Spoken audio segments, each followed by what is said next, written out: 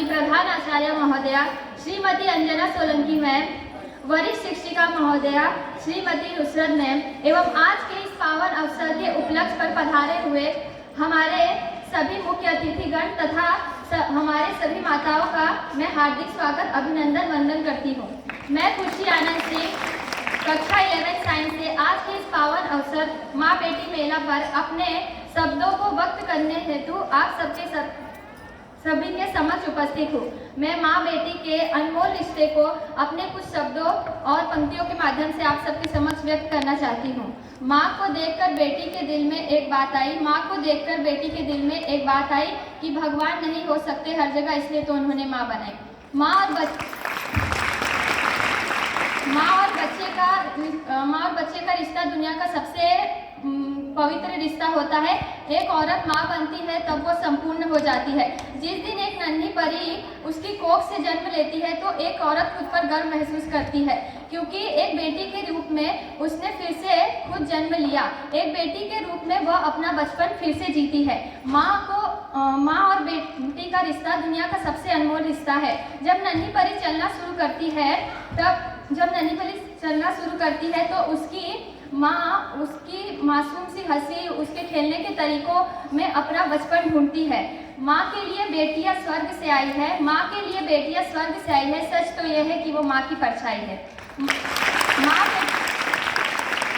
बेटी का रिश्ता दुनिया का सबसे मजबूत रिश्ता है।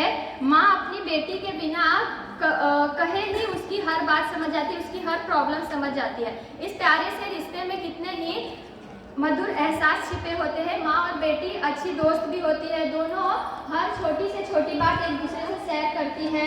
दोनों में से किसी को भी कोई प्रॉब्लम होती है तो दोनों बिना कहे ही समझ जाती है। जर्रे से ना जाने कब आसमां बन जाती है, जर्रे से ना जाने कब आसमां बन जाती है। बेटियां बचपन से ही माँ की माँ बन जाती है। बेटी की पहली शिक्षक माँ ही होती है। बेटी को अच्छे संस्कार भी माँ से ही मिलते हैं। माँ अपनी बेटी को जिंदगी में आगे आने वाली मुसीबतों से निपटना भी सिखाती है। माँ बेटी की जिंदगी संवारने वाली नींव होती है और उसकी रोल मॉडल भी। वह उसका कदम कदम पर मार्गदर्शन करती है, उस पर आवश्यकता अनुसार बंधन भी लगाती है। यही एकमात्र ऐसा रिश्ता है जहाँ तमाम मतभेदों के बावजूद दोनों एक दूसरे का दर्द समझती है, एक दूसरे की केयर करती है। एक बेटी भी माँ का प्रतिरूप लेकर अपनी माँ की भावनात्मक संबल बनती है, अपनी माँ को सपोर्ट करती है। वह अपनी माँ की मन की बातों को जानकर उनकी इच्छाओं की पूर्ति करती है। वह अपनी माँ को माँ होने के एहसास से ज़्यादा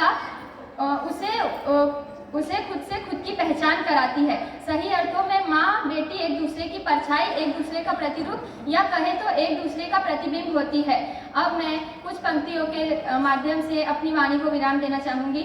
हजारों गम हो फिर भी मैं खुशी से फूल जाती हूँ, हजारों गम हो फिर भी मैं खुशी से फूल जाती हूँ। जब हंसती है मेरी माँ मैं हर गम हो जाती हूँ। धन्यवाद।